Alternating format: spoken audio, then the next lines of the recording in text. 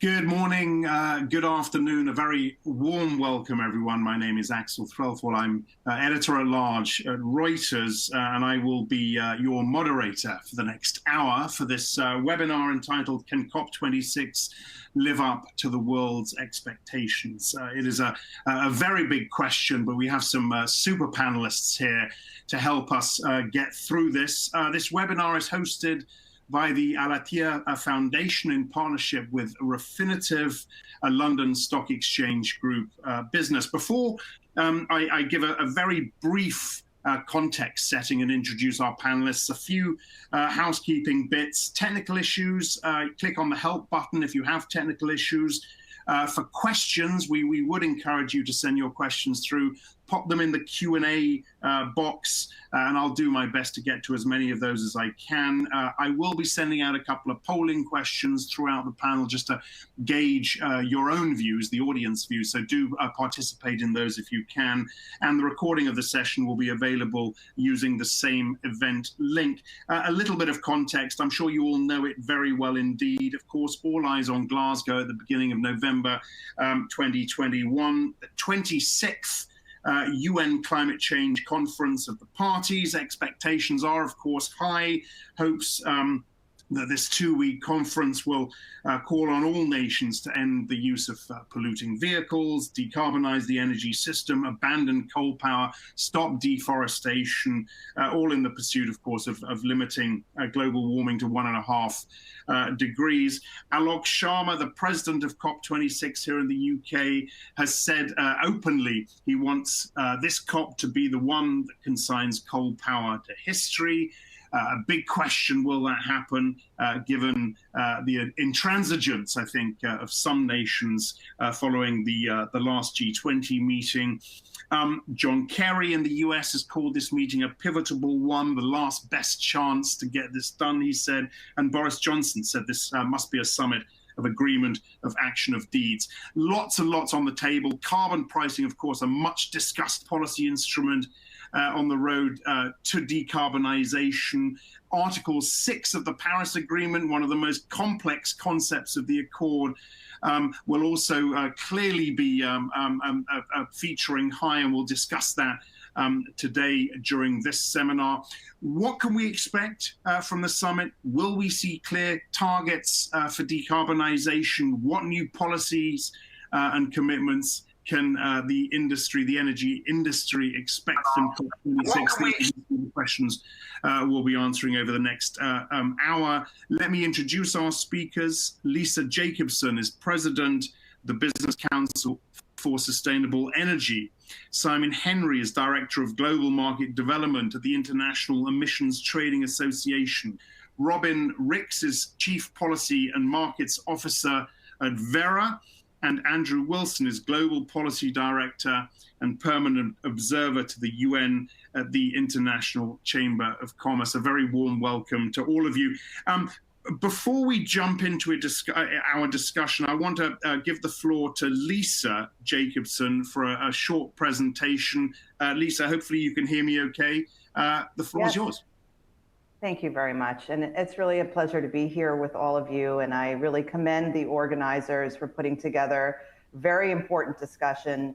As you said, Axel, we are at a critical moment here. I'm coming to you bright and early. It's still dark out here in North America. So, but you know, we are all wide awake this week because we are on the cusp of passing, hopefully, some very significant legislation at a national level that will once again, you know, put the U.S. Back on the map with significant action supported by government policy to reduce our emissions and meet the challenges and meet the moment that we are in right now. I represent the Business Council for Sustainable Energy. Just want to share a little bit about the organization. We were born out of the Earth Summit in 1992. A collection of senior energy executives from North America came together to form the organization, the Business Council for Sustainable Energy. They went to Rio with a clear message. You know, the private sector is a fundamental player and a key implementer of any global environment regime, and climate change in particular is all encompassing in the global economy. So they were there to say, we have technologies that can make significant emissions reductions today, but we also need to work in a public-private partnership to make sure we have the technologies that will get us all the way to achieve our goals. We're primarily an education and advocacy organization. We represent many energy technologies, but primarily commercially available clean energy technologies. Those are things like energy efficiency, natural gas, renewable energy, sustainable transportation. And I think one of the biggest messages that I would share is that we need a broad portfolio of technologies, and we need to dramatically scale up the technologies that we have today while we innovate and invest in the technologies we're going to need to get us to our 2050 goals. Our membership is broad. We're in the entire value chain for the energy sector. And yes, our focus is primarily North America, but these businesses are global in their interests. So, I wanted to share just some overarching comments, and I'm going to take these comments. There's 4 points I want to make from the International Energy Agency's Net Zero report that came out in May of this year. The first is the path to net zero emissions is narrow. Staying on it will require the massive deployment of all available clean energy technologies. That's renewables, sustainable transportation like electric vehicles, energy efficiency focused on the building sector, as well as in industrial and commercial sectors. We need to do it all. We need to scale up, and we do need to do it now and between 2030 in particular. Just looking at one industry, thinking about solar power, it's the equivalent of installing the world's current largest solar power plant roughly every day. So this is a very big challenge we are facing. Number two, a surge in clean energy investment can bring very significant job opportunities and economic prosperity. We certainly have seen, as the clean energy transition is happening in the United States and in North America, significant job creation, in particular in areas like energy efficiency, where we can be in every community and we can offer good paying jobs that are serving not only emissions reductions, but making our communities more livable and more safe and more resilient. To reach net zero emissions by 2050, annual energy investment worldwide will need to more than triple by 2030 to around $4 trillion US. As I said, this will create significant jobs and provide economic growth and hopefully achieve universal access to electricity and clean cooking worldwide by the end of the decade. Number three, we need to drive huge leaps in clean energy innovation. Most of the CO2 emissions through 2030 come from technologies in these forecasts that are already on the market today. But in 2050, according to the IEA report, almost half of the reductions come from technologies that are currently at the demonstration or prototype phase. Big innovation effort is needed to bring these technologies to market on time. And then finally, Axel alluded to this, electricity can become a core of the energy system. It'll play a critical role across all sectors, from transportation to buildings to industry. And electricity generation will need to reach net zero emissions globally in 2040. And we will, at that point, if we can achieve that, be well on our way to supplying almost half of total energy consumption by the power sector. So this is going to require huge increases in electricity system flexibility, such as batteries, demand response, hydrogen-based fuels, hydropower, and more. We need to act today.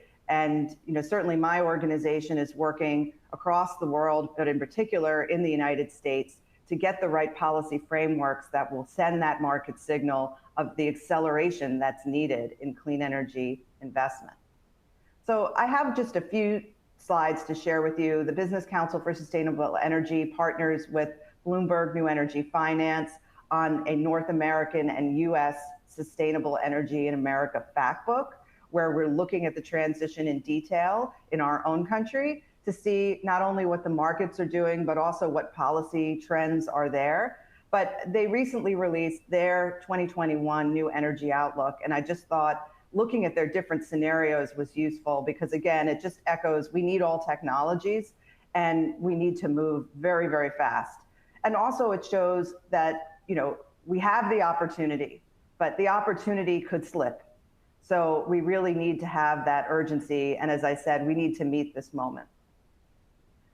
Here's just a good example of the fact that a portfolio is going to be needed if we are going to achieve even just short-term emissions reductions. We're looking here at total energy emissions to 2030 by source and encompassing a range of their scenarios. But again, I think what's really important here is we see things that are very well understood, like renewable energy, like wind and solar. We see nuclear, but we also see things like hydrogen and bioenergy. And again, what I think often gets overlooked, energy efficiency. We need to be moving in all of these directions at once. As I mentioned, the Business Council for Sustainable Energy does the Sustainable Energy in America Fact Book in partnership with Bloomberg NEF. And I hope you'll take a look at it because it's an amazing resource. And I think there are a lot of parallels between what we're experiencing in the US and what the global challenge and opportunity are. So just looking at the transition that we've had in just the last decade, you see this dramatic change in the power sector. But this is just the beginning. We've doubled renewable energy. We've dramatically reduced coal, and this is a snapshot at the end of 2020. So we know that some of these sectors have rebounded. And while renewables continues to dominate the U.S. energy sector, we have seen coal power generation increase as our economy rebounds from COVID, and we need to make sure that we stay on track. So again, at the end of 2020, we were basically 40% below, significant emissions reduction targets, the 2005 baseline. We saw significant reductions in and the opportunity to decarbonize the power sector. Transportation, continues to be the #1 area of emissions. And even with COVID, where we had, millions of people off the road and, a quarter or two of no travel, we still have significant transportation emissions, and it still is the #1 source of emissions in the United States. So we really need to do a great deal in our transportation sector. So just to close out, I represent the business community, and I know some of the other panelists do as well. And what's been happening and what's been underpinning this transformation we've seen in the US, and I think it has global implications, is the private sector capturing the affordable, low-cost, clean energy technologies of today. And those costs just continue to decrease. So as they're looking out and they see opportunities to cut their operational costs with renewable energy, in particular, here we're focused on renewable energy, they are procuring on their own renewable energy at dramatic scales. So, you can look and just see over the last decade, the amount of corporate contracts signed for renewable energy in the US. It's now approximately half of US demand is represented in those pledges and procurements. So it's a very significant driver for renewable energy. And again, the power plants don't come online at the same time as the contracts are signed, but it is a really strong forward-looking benchmark that we will have increased renewable energy deployment. And then finally, it is not just a story of the technology sector. Many companies are involved. I think the real challenge, though, is getting the small business community, which represents the primary job source in the United States and in many countries around the world, to get more involved. So we have large companies, from all over the economy, but we don't have enough small and medium-sized businesses. So people are working on contracts or vehicles and mechanisms that will allow more of our economy to take advantage of renewable energy and energy efficiency and other clean energy technologies. But I see this as a very encouraging sign. Now we need, again, a whole new wave of public-private partnership to meet the goals that we have in front of us. So with that, Axel, I'll turn it back to you. Again, thank you to the organizers for including me, and I look forward to the discussion. All right, Lisa, thank you so much for that. Lots to chew on there. And I know Andrew Wilson of the ICC is going to have something to say on the SMEs as well, that space, because that is an important question. A number of important issues have been thrown up in that opening. So thank you for that, Lisa. Just before I get into the discussion, I'm going to put up a polling question, the first polling question, just to get a sense of where our audience is. And this is it. It's going to come up on your screens now. What is the most important issue? It's a big question that climate negotiators must resolve by COP26, setting common timeframes for national climate commitments, determining how carbon markets will work, agreeing on a new goal for global climate finance after 2025, or establishing stronger rules for transparent reporting of action. Have a go at that to our audience. I mean, to be honest, I think all of the above are critical, but we'll have a look in just a second. Lisa, very quickly, on the back of what you've said, I was sitting there trying to work out your level of optimism as we head towards COP26. And clearly the Business Roundtable, the Climate Leadership Council, these organizations have gone a long way. But the words of Sheldon Whitehouse, Senator Whitehouse of Rhode Island, ring around my head when you talk about the business community. And he said to me a few weeks back, there remains literally zero political effort, in fact, net negative political effort from non-fossil fuel corporate America as a group on climate right now. Very quickly, with that as a backdrop, when is corporate America really going to step up, do you think, to the point I think they are stepping up. I mean, I respect Senator Whitehouse, and, if it weren't for his leadership, you wouldn't have, I think, what I see are significant changes in the business community. I mean, I mentioned to you the Business Council for Sustainable Energy was born out of the Rio Earth Summit. We were a pioneering set of industry leaders that were willing to talk about sustainability and willing to advocate for policies that were going to transform the US energy system. And that was not a popular view 30 years ago in the business community. I mean, are we at the top of the mountain? By no means. But we've made significant progress in the business community. My technology sectors, you have both technology solutions to offer, but also some risk in the transition. But nonetheless, we're out there every day pushing to make change. But change is not easy. And yes, transition, is a risk for some sectors. So he's not wrong by any means that we don't need to do more in the private sector. But I think there's been significant change. And again, I wouldn't look necessarily only to the halls of Congress, now virtual halls. I would look to the markets.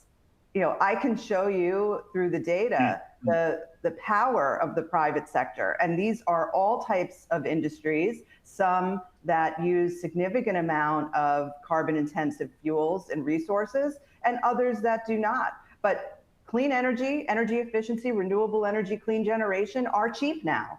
And that is what we need. All right, look, we'll pick up on this, no doubt, during our discussion. Simon, very quickly, a question to you, and then we'll take a look at the results of this poll. I mean, clearly, we're going to talk plenty about carbon pricing as we move on, but how do you feel after the G20 in Italy and the failure to agree a common language in the communique? How optimistic do you feel about November? Good question. Moderately optimistic, I suppose. I mean, from an Untitled perspective, Article 6 is one of the big topics at the COP in November, and that is, Article 6 is the framework for how carbon markets internationally can operate and contribute to higher ambition under the Paris Agreement. But this discussion, these negotiations have got very bogged down. So whereas the COP back in Poland, back in Katowice in, I think it was 2017, that COP agreed the rule book for the Paris Agreement with one major omission, which was the rules around Article 6. And then we've had two subsequent COPs that have tried to get those negotiations agreed and have both failed. So this is, third time lucky, hopefully, coming up in Glasgow. So that's what, in some respects, we're more focused on those negotiations because they are the formal environment to reach agreement on Article 6 and international carbon markets. The G20, I mean, obviously, it would have been great to have some text and some language on common carbon pricing. I think there was agreement reached on common taxation, possibly taxation around the tech sector, and that did sort of spark, discussions on, can we see common agreement on carbon pricing, and that hasn't come about. But I think Article 6 and the COP for us really is the main focus where we really we could see agreement, and then that could lead to very significant investment quite quickly after, we hope. Okay, all right. Well, as I said, we'll unravel the carbon pricing bit a little bit later on as well. Andrew, a general comment from you on the meeting in November as we approach it. As I said, the SMEs are a big part of this, and I know we're going to talk about that. But what for you is the biggest challenge here? Thanks, Axel. Look, I think there are many, many challenges, and I think it's interesting sort of to put this in context, particularly when you hear the comments from the British Prime Minister or Al-Attiyah as president of COP26. Clearly, they've set the level of ambition very high, but the conditions surrounding the negotiations aren't particularly propitious, I think you have to say. We're still in the midst of a global pandemic. Many countries are facing what I would term a serious fiscal crisis and potentially a sovereign debt crisis as we move further into the year. And I think what the rollout of vaccines has shown is a breakdown in trust between developed and emerging economies, which I think we saw play out in the intersessional just a few months ago with the debate around had rich economies actually delivered on their 100 billion promise of climate finance. So I think going into the conference itself, I think there's a big job to be done to restore trust between nations. And certainly, I don't think we should be overly optimistic in terms of potential outcomes. And I think that the recent G20, the recent ministerial in London, show that we're still pulled apart on many of the key issues. Certainly from our perspective, we'd like to see a headline agreement on Article 6. And I think there's a clear downside risk if those rules go unimplemented. Clearly, we'd like also to see ambitious, actionable climate action plans from all governments that really do increase the scale of ambition and send a powerful signal to the markets. But I also think we need to see a fundamental debate and a fundamental shift in policy away from the focus on commitments and voluntary actions towards something much more tangible, which is actually how do we get the policy frameworks that are truly needed to speed investment in decarbonisation and also to build climate resilience. And I don't think we're seeing anything at the moment that gives us a sense that we're headed in that direction, I'm afraid to say. Okay, Andrew, thanks for those opening remarks. And Robin, let's just get a few thoughts from you. And let's pick up on, if we can, the hope that emerging economies can sit and have constructive discussions with some of the world's biggest polluters. How hopeful are you that those discussions might indeed be constructive in Glasgow? Yes, in terms of COP26, I would say just a couple of things. I want to say, first of all, that we're looking to it for clear policy signals, and that's sort of long-term and short-term. The long-term, the 2050 net zero, carbon neutrality on the way there. We really do have a lot of hope, and we're optimistic in that sense. But one thing that I would just like to pick up on and maybe sort of challenge, I think, some of the assumptions that maybe I'm hearing slightly is the assumption that COP26 must deliver, and that we have to invest and place all of our hopes in COP26. While I certainly do agree, and certainly from my organization's perspective, that's what we'd like to see.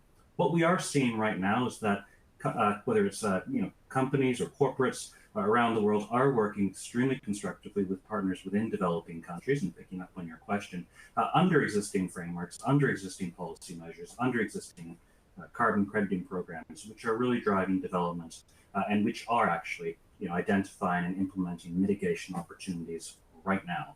So yes, we're optimistic. Yes, we absolutely want to see a strong and clear outcome coming out of Glasgow. But if it doesn't happen, frankly, we're seeing stuff happening right now that should give us some cause for optimism as well. Yep. So I think it's just important to sort of keep that expectation in check and not try to invest too much hope, because if there's one thing that the climate process has taught us, it's that it's these moments when you sort of invest too much hope and too much really cling to it a little bit too much. That's when your expectations and hopes can be most deflated. And I think I guess the point. I guess the point here, though, Robin, is that and I take your point, but a lot is being done, as we've heard from our speakers so far. But it's clearly not enough, and this is why Glasgow is so critical. No. Yeah, I mean, agreed. It's not enough, but I mean, I think by the same token, and this is sort of two different viewpoints. Is do you look towards the UNFCCC process to be driving sort of global action, or is what we're seeing, if anything, the Paris model has taught us vis-a-vis Kyoto, is that really what we're looking at is really bottom up, what's coming up as opposed to what's percolating down, and to some extent, Glasgow will represent what countries and what corporates are able to do, sort of at the grassroots bottom-up level, and sort of that's captured and encoded within an international agreement or so forth. That's certainly the perspective we're seeing, and certainly from Vera's perspective, the more that we can sort of catalyze action at the ground, at the grassroots level, that's going to only be beneficial and helpful in getting to a more ambitious outcome. Okay, good. Robin, thanks very much. Let's take a look at the result of that first poll, see what our audience members are saying. All right, setting common timeframes for national climate commitments seems to be the bigger one here. Determining how carbon markets will work, and I want to pick up on that in a second, but actually establishing stronger rules for transparent reporting of action. Lisa, I will come on to that as well in a moment. Level playing fields, I think. But on carbon markets, Simon, let's delve a little bit into this. Is a carbon tax really going to cut it anymore, especially if we're talking about a market-based system that stands at what, $40 to $50 a ton, when what's really needed is something closer to double that? And we'll come on to China and where their pricing is in just a moment. Well, one of the biggest benefits of a carbon market, I mean, we talk about cap and trade, we use that phrase, and the cap part of that phrase is the really important bit, because the way the market works is that it will cap emissions. There's a very rigorous enforcement process to ensure that emissions don't go above the cap, and depends where you set that cap. But these markets do deliver the required reductions to hit targets, and in theory they should do that at the lowest cost possible, so you can be most efficient with the money that you spend on this challenge. So often, the price is an output of the market design rather than an input. So when we talk about price, and prices should be at 50 or 60 or 100 dollars a ton, really, actually, the focus probably should be on what are the targets in the market, and where is that cap declining to, because that's ultimately where the ambition, where the ambition is manifested in the market design, and then the price is an output from that. And, I guess, and a low price of, and of course, what we really want, is a highly ambitious system with an ambitious cap that actually still delivers a relatively low price, because that means that decarbonisation is less expensive than we might have thought, and in turn, then we can ramp up ambition again. I guess, Andrew, let me bring you in here. I guess what I'm getting at here, I wonder. Aren't we past the point when market-based mechanisms can bend the curve the way we need it bent? The IPCC talks of transformation. Tinkering with taxes alone isn't going to cut it. What we really need is a wholesale change to every aspect of our economy. Good question. I think we have to live in the reality. So perhaps we do need wholesale change, but I think it would be premature to dismiss the utility of carbon pricing or cap and trade systems as a means of achieving net zero. And clearly, they can deliver results. I think what we're seeing, and this is something at ICC that we've just started to work at, is we've got a lot of different approaches in the world around carbon taxation or cap and trade systems, emissions trading. There isn't really a clear consensus on how those mechanisms can be shaped in the most effective and efficient way. And efficiency to us also means the lowest possible economic burden in their implementation. So I think from our perspective, what we'd like to see is a fundamental debate, at least on the margins of COP26, about the effective design of mechanisms, how to get their configuration correct, and how to get them more widely deployed. And I think that's where the Article 6 discussions are absolutely pivotal in terms of enabling trusted trading of emissions across borders. Of course, Lisa, big oil and gas companies are put in a tight spot when we talk about carbon pricing. I think we're all aware of the story a few weeks back. The Exxon lobbyists, speaking to Greenpeace, saying they'd support a CO2 tax. The reason they support it is because they know it's never going to happen. I mean, these are the sorts of messages that we don't really want to be hearing right now. No, it's very damaging, and I don't think that represents the business community in the United States. It was shocking for everybody. But, again, it goes back to, yes, there are those that feel significant pressure and risk with the transition. But then there are tremendous opportunities on the other side. And we've seen that as the US has had that transition.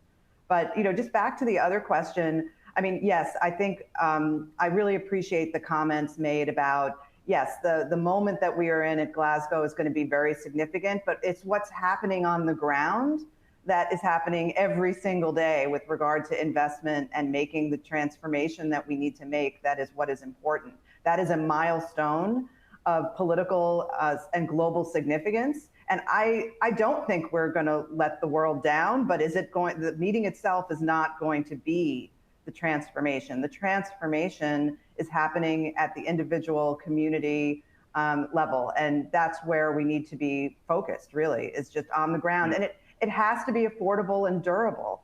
It's not going to be something that we are just going to impose on communities, let alone states or, lost my headset, states or at the national level. It's not going to be a top-down imposition. It has to be in the interest of these economies. So what will make it in the interest of these economies and households and communities?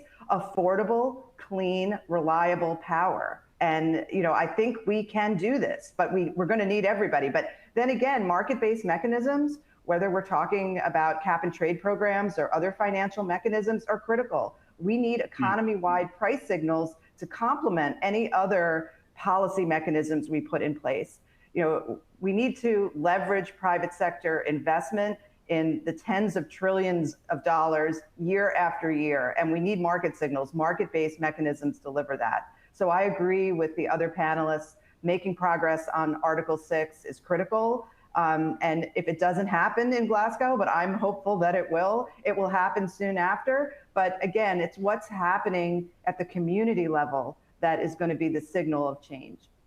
Yeah, okay. And I'll come to that, Robin. I want to talk to you about some of the projects you're looking at. But very quickly, on Article 6, Simon, I want to get a quick response from you. Who's going to blink first on this? Clearly Brazil, India, China, is my belief, have an issue with Article 6. And it seems to me that if it's done poorly or wrongly, it's going to create a massive loophole anyway. Article 6. Who's going to blink first on this? Yeah, there is a threat that if it's done poorly, it just won't work. It won't deliver what everyone hopes it will deliver. But at the same time, there's also a risk that we wait for perfection and we just get stuck in this sort of perpetual loop of negotiations and nothing happens. So I think we need a bit of pragmatism and compromise in the discussion. And I think actually the delay to COP because of the pandemic, we've had a year without a COP, has helped that process because it allows everyone to sort of reflect on positions and think about compromise. But what we've seen with the UK's approach as the incoming presidency to the negotiations, we're quite encouraged by. So normally the way these negotiations work are that technical negotiators meet, in advance of the COP and during the COP for the first week, and then ministers come in just at the last minute and sign the deal. But obviously that hasn't happened in the last few years, because by the time that the ministers actually have a look at the text, there's still way too much uncertainty and too many questions, and ministers are not then in a position to be able to take those technical decisions. What we've seen with the UK presidency is that they are convening ministers at a very early stage. So I think the first ministerial gathering was back in May, and then there was an in-person meeting in London just the other week on the back of the G20.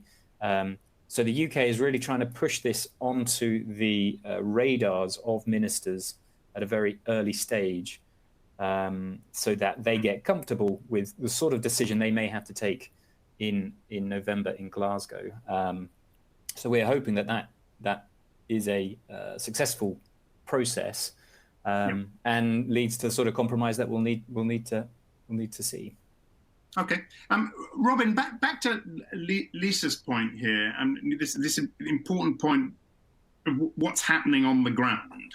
At the grassroots level, what through your carbon offsetting standards and frameworks, I'd be interested to hear sort of anecdotal evidence of some of the successes you're seeing and hearing about in this process. Absolutely. I think it's sort of good to really speak about these, because it exemplifies and shows that really measures that are happening even in the absence of that sort of policy or Article 6 guidance. Stuff is working, stuff is happening. And so I'll just talk about a couple of them, perhaps, if I may. But one would be the role of carbon crediting and in helping to protect the world's standing forests. The reality is right now is that forests, tropical forests, especially in many developing countries, do face intense pressure. They face pressure from industrial agriculture, they face pressure from mining, and really the entire point of carbon crediting in this area is to give people, countries, stakeholders, an economic incentive to protect their forests as opposed to cutting them down for these other purposes, where there are strong, frankly, economic and development benefits. And so what we're seeing is an intense and growing interest in this area. There have been a series of announcements recently. I think it was Hartree, Wildlife Works has just announced recently a $2 billion deal. We're seeing interest in all sorts of other projects and so forth. And that really does, I think, testify to the importance of the project-based approach within REDD, but also the project-based growing to more jurisdictional wide as governments are taking on policy measures within their countries, and we're seeing the nesting of these projects within a broader jurisdictional framework. And so that's an area that's producing immediate real results right now, not just for a climate benefit, but also for various co-benefits, whether it's in local employment, whether it's biodiversity, or other benefits. And so that's one area that's really what we're seeing. Another area is because people are searching, frankly, whether it's corporates, especially are searching for more and more projects. We're seeing blue carbon is something that's absolutely taking off. A real interest in the world's oceans. To what degree can these become carbon sinks? And so that's kelp, seaweed, mangroves.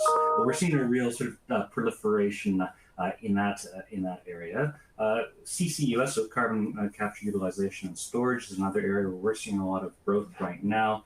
A lot of industrial emissions and so forth, and that's an area where we're working to develop a lot of methodologies and seeing some growing interest. So really the key message here is that there is stuff that's happening on the ground, and market mechanisms, the voluntary carbon market, is helping to lead the way.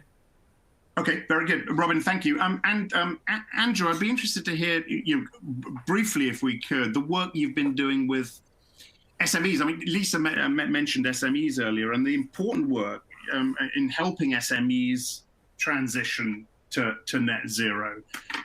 it's more obvious and perhaps more reported, from some of the bigger corporates. But what about the smaller companies? How difficult is this, and how much help are they getting? It's a challenge, but it's a challenge we think that it's absolutely vital to address. And I think if you look at the available research, something in the region of 50 to 60% of global emissions from the corporate sector come from SMEs. And quite clearly, some of the big, very ambitious, frankly, very impressive commitments we've seen from multinationals, around 1.5 and net zero, will only be achieved if their value chains can be brought into line. So we think this is perhaps a lacuna in some of the more recent debates on climate policy vis-a-vis corporates, but also one that presents its own unique challenges. And I think, frankly, this is new territory that we're only just entering into through a number of different initiatives, the Chamber's Climate Coalition and the SME Climate Hub, the latter of which is supported by the COP26 presidency. But what we're really looking to do is to understand what are the difficulties, what are the barriers to SMEs wanting to take climate action. And one thing I can tell you very positively is it's not a lack of interest. When we speak to SMEs, when we speak to local chambers of commerce, there is a clear pent-up demand for for small business owners to take ambitious action. The challenge is twofold, I would say. First, getting the right policy frameworks to actually ensure a level playing field. And second, recognizing the short-term costs that SMEs may accrue in terms of decarbonizing their operations. And the Nick Stern argument on the long-term economic benefits of climate action is correct. But from an SME perspective, from a grassroots perspective, if you like, there is a short-term cost. To give you just one example, we've looked at small independent hotels, the cost it would actually take or the investment required to retrofit buildings to become net zero. You're looking at something in the region of $500,000 to $1 million US for a single independent operator, which naturally, because of the pandemic, are currently operating with constrained balance sheets. So unlocking finance and having new financial products available to enable that investment that's required in the short term is absolutely vital. There, we're not seeing enough innovation, I would say, and that's where we need, I think, more interventions from governments to smooth the flow of climate-related finance to small businesses. Yeah. Okay. Lisa, I'm interested to hear your views on this. I will, by the way, get to some of the audience questions in a moment, and indeed to the second poll. But how much guidance? I'm not sure if we can really measure this, but how much guidance are SMEs getting from some of the bigger corporates in the US right now? Which sectors should they be looking to for guidance and the right sort of guidance? Okay. Well, I agree with Andrew's comments about some of the barriers, and these first cost issues in the building sector are very significant. There are some models out there, energy service companies, ESCO models, that can help in certain circumstances using the value of energy efficiency, and then a partnership with small, medium, and large size businesses to enable them to make the transition without putting it on their balance sheet, but just the value of energy efficiency helping to drive their transformation. But here in the United States, at the national level, but certainly at the state and local level, they're looking at clean energy innovation or infrastructure banks, green banks as they're called, and other circumstances that are geared towards helping small businesses. But we have a very long way to go. And that really is where the rubber hits the road, because, as I said, it's what's happening at the community level that matters. But there are significant supply chain initiatives that are driven by large corporates, where they're obviously not just looking at their own internal emissions and their operations. They're looking at their supply chain and trying to work with their vendors and other providers to make sure that they're also following, in many cases, science-based targets. So these very important 2030 and 2050 emission reduction targets. They provide resources, they provide tools for measurement, they provide other facilitative services. But, at the end of the day, you got to look at the data, right? So, we ended 2020 with significant emissions reductions, though we were benefiting from a very unhappy circumstance where our economy was shut down. So we had, 2 quarters of really unheard of, unprecedented changes in our energy use. So now we're rebounding, and that's very good. But I think the opportunity in this economic rebound is really to seize the moment and to create these vehicles and to invest so that we can leverage the private sector at all levels. Yeah. All right. Thanks, Lisa. Very quick. I want a quick word from maybe Andrew. I'll come to you on this on the issue of greenwashing, which has been an issue for a long time now. On the issue of transparent reporting and level playing fields in reporting, clearly the EU is making headway here. I mean, it always astounds me when I speak to the leaders of businesses, some of the biggest emitters, at how trying to get to the right number is so very difficult when you're asking, whether we've reached peak emissions, et cetera, et cetera. Andrew, how far do we need to go on the reporting piece, having more of a level playing field so that everyone knows where they stand? I think there are 2 elements to this. I think on the government side, clear rules on reporting and verification are absolutely vital, and we see that as a pivotal part of the discussions around Article 6, no question of that. Then on the corporate side, I think instances of greenwashing are perhaps less common than many media reports suggest, but clearly bad examples cast a long shadow. That's something that we think really does need to be addressed. Actually, we're currently working on a revision to our marketing code, which is used by many multinational companies in their international operations, to try and clarify what is meant by certain claims. So if you say you're net positive, what does that actually mean, and how do you justify that? We also think there's a need for definitional clarity, and clearly the EU has made great headway in the financial sector with its common taxonomy, but we think that work needs to accelerate. And one area where we think there's a particular gap is in relation to international trade. So there are many questions about the sustainability and climate profile of global trade transactions. But if you look at the financial markets and how they currently finance trade flows, there's no common understanding or definition of what constitutes a sustainable or a sustainability-linked transaction. And that's the definitional piece we're very keen to be able to fill working with industry by the time of COP26. Okay, thank you, Andrew. Very quickly, I'll come on to one of the audience questions now, but before I do, let's just pop up that second poll. It's it's quite a broad question, but it'll give us a sense of where you are. What do you see as the key challenge to decarbonisation of the energy sector? High capital requirements, competition among energy sectors for decarbonisation options, inconsistent environmental policies, public acceptance of changes in energy use. We'll take a look at the response to that in just a second. But Simon, there's a question that comes through on border tax, carbon border tax. Do you favour carbon border tax adjustments to protect competitiveness? Firstly, is my question, and the question from the viewer is: what implications do you think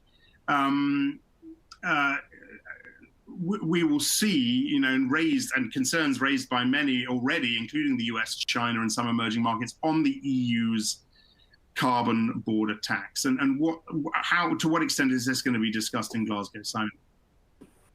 Yeah, so the border tax is going to be a very, very interesting debate and topic for a long time. And Axel, at the beginning of the session, you talked about whether we need a sort of wholesale readjustment of the economy, I think, to get, to even get close to net zero.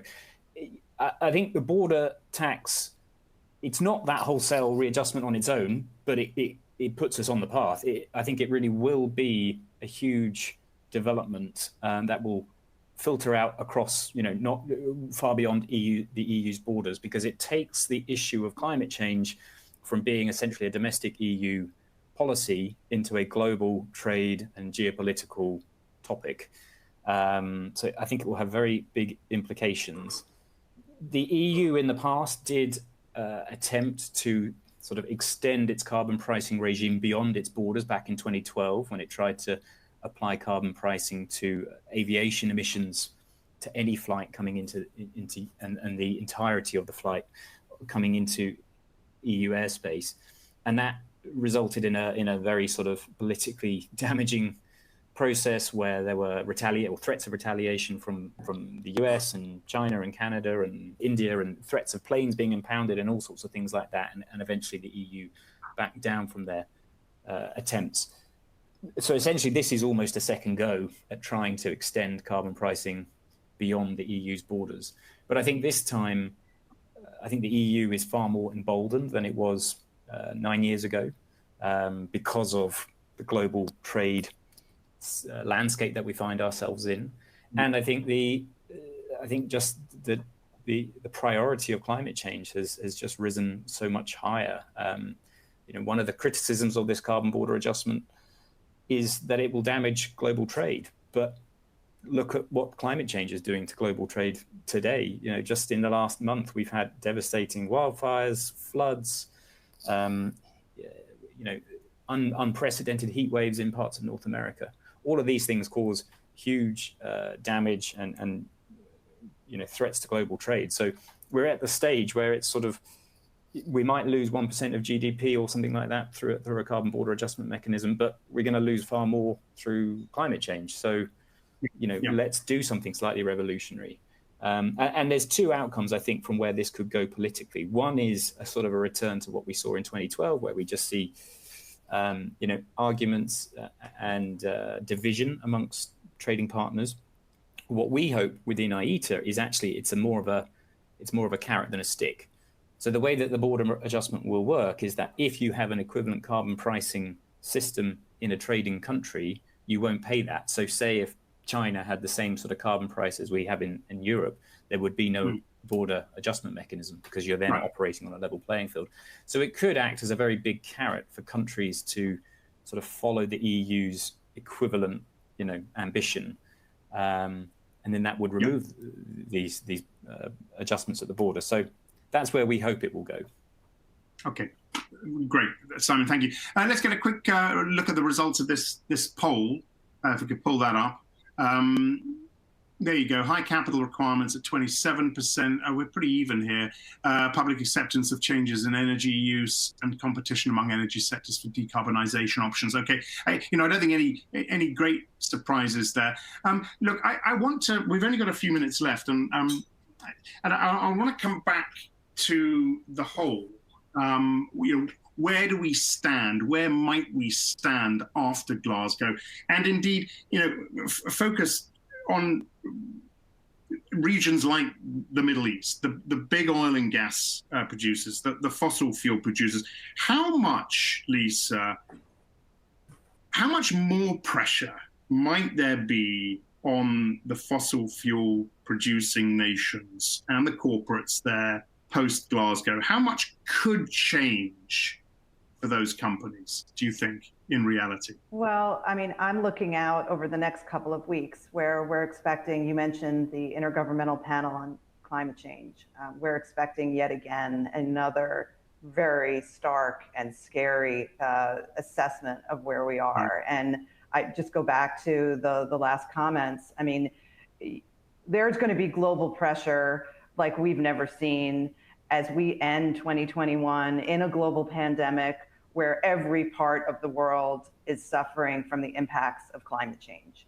So I think the pressure is very high. The challenge is making this transformation and making all the parts of the economy align. And, I think about developments in hydrogen. I think about developments in other deep decarbonization technologies. And, we need to find a way to come together on a multilateral basis with the private sector to, not incremental investments in RDD and D. We need to just, again, meet the moment. And I do think events like the COPs, do provide that global focal point. And I think very importantly, provide a voice for all nations. And that pressure, we have a moral imperative here. And I see in the industries that I work with that they understand that like they haven't ever before. So, I don't really know how we're going to get it all done, but I do see an urgency and a commitment like I haven't seen before. And I hope that materializes in the pressure and the market opportunity to make the transition. So that's my perspective. Okay, great, Lisa, thank you. Andrew, to you, a similar question, and I want to incorporate an audience question here. The focus is on a serious lack of brown tech transition finance to kickstart the decarbonisation process, to accelerate the phase out of coal and other fossil fuels. The question is, who should lead development of brown tech transition finance that we need? Is it the COP chair who should lead that? I think that's a fine question. Arguably, yes, but clearly in terms of speeding this sort of transitional finance piece, we see a vital role for the multilateral development banks. And I think this is a very important question in that we tend to talk about the need for a transition as if you flick a switch and everything will be different overnight. Clearly, there is a need for transitional finance. We see that very clearly in the trade space when we actually start to look at how do you define what constitutes sustainability. And I think it's something that we'd like to see the development banks more engaged on. Likewise, I think industry has a key role to play, and arguably decisions like COP26 could speed that agenda, one would hope. Okay, thank you, Andrew. And just to Lisa's point, the need for multilateralism, for global cooperation, for candid discussions between developing nations and some of the big polluters. How hopeful are you? I mean, clearly, again, the words of Antonio Guterres ring around my head when he said, if we deal with climate change the way we dealt with COVID, then we're in great trouble. How optimistic are you that we will see the sort of cooperation and multilateralism that is needed? Look, as I said before, I think the first thing to do is to restore trust between developed and developing nations. Clearly, a very easy way for the world's richest economies to do that is to make good on the $100 billion pledge made several years ago, but seemingly not properly implemented. I think if we see a concerted effort to ensure that finance is mobilized, then I think perhaps we have a level playing field, so to speak, within the negotiations to move forward. Otherwise, I see a risk of fragmentation in the way we've seen, unfortunately, in the COVID-19 pandemic. So I don't think we can take anything for granted. And I think it's on the world's richest economies to make good on their promises and to lay the groundwork for proper implementation of the Paris Agreement. Yeah, okay. Thank you, Andrew. And Robin, you talked about setting expectations, realistic expectations, I guess, in some ways, so that we're not too sideswiped and disappointed if the right things don't happen in Glasgow. You also see the right things happening on the ground. Just give us your final thoughts on what we might get out of this COP. I think, with apologies to von Clausewitz, I think climate negotiations are politics by other means. And I do think that there is an element here within the negotiations of it being a place, a venue, if you will, for countries' various disagreements, whether it's, I think it was Simon who mentioned geopolitics, to really be discussed here and to really come forward. And I do think the climate negotiations are enmeshed within broader issues of development, and so forth. And so if I were to sort of speculate as to what we can see out of COP, I do think that I'm optimistic and I'm hopeful, but I think we will see, some sort of clarity around Article 6. I do think that we'll see some sort of clear statements being made about where about its scope and its what it pertains to, with much of the detailed technical work still coming in the years to come. In the meantime, I think the world will carry on. We're going to see the actions on the ground continue, and really that's where our key focus is, and frankly, I think should be over in the short term. Okay, thank you, Robin. And finally, Simon, I said we'd talk about the China's ETS. and I believe the price is a sort of $7-8, so a long way to go. But it's of course relatively new. How will we be? I'm putting you on the spot here with this one. I think a little bit. Will we be pleasantly surprised by China's contribution, China's reaction to this debate post Glasgow? Well, I think what we've seen with China is that since the president made his speech at the UN General Assembly last September about China committing to net zero carbon neutrality by 2060, from our perspective in carbon markets, that sort of lit a fire under officials working on the Chinese ETS. We'd seen this market develop and develop slowly over a number of years, a lot of delays, and then suddenly presidential announcement about carbon neutrality. Since September, things have really sped up, and obviously we saw the start of trading about 2 weeks ago.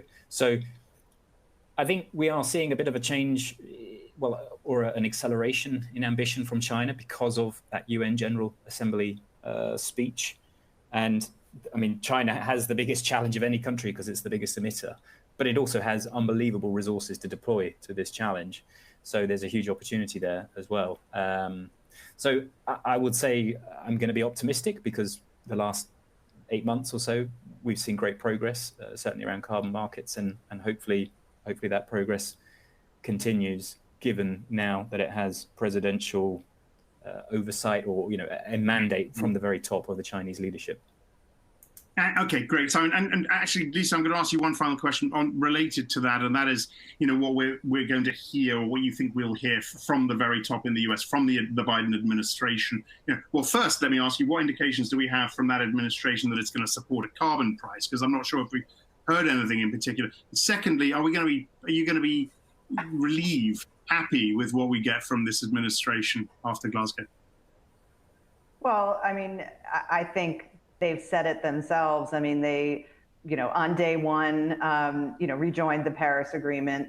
They've set out a new nationally determined contribution at a national level. They're setting out a whole government approach, as they call it, to addressing climate change. And it is significant. It's not easy, and it doesn't all happen in a few months, but I see that commitment being implemented through the people they're hiring and the new positions they're creating at all government agencies. So we got a long way to go, but I think that's very important. In terms of their focus, I mean, they understand the role of market-based mechanisms, and they see it as complementary. Now, you can do that through the tax code. You can do it through things like what they're calling a clean energy standard. You can do it through a renewable portfolio standard, or you could do it through an energy efficiency resource standard. We could come up with other names. We could have, leveraged finance through green banks or climate change infrastructure banks. So they're kind of putting all those ideas out there. And I think, they've focused most, as on the concept of a clean energy standard. So power sector emissions reductions, market-based approaches related to that. But, it has to get through Congress. And right now they're focused on kind of using the tax code as a way to transition the US power sector to the next level of emissions reductions. Yeah. All right, Lisa, thank you very much indeed. Look, I've got to stop it there. We've gone over time, but it's a fascinating discussion and a critical discussion. So thank you to all of you, to Lisa Jacobson, Simon Henry, Robin Ricks, and Andrew Wilson for your contributions today. We'll be watching this space extremely closely, and hopefully we'll be able to reconvene, post Glasgow and take a look at where we are.